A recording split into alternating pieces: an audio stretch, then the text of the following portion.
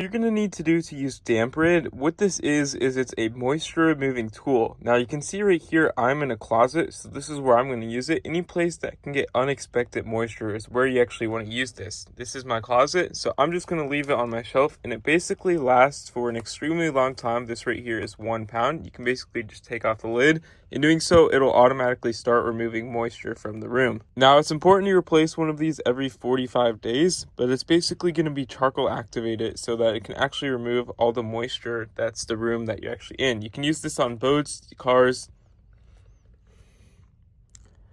closets, bathrooms, sinks, or wherever you think your house desires. But this is very easy to use. It's very disposable, so make sure you're replacing it frequently, at least every 60 days, like the latest every 45 days it recommends.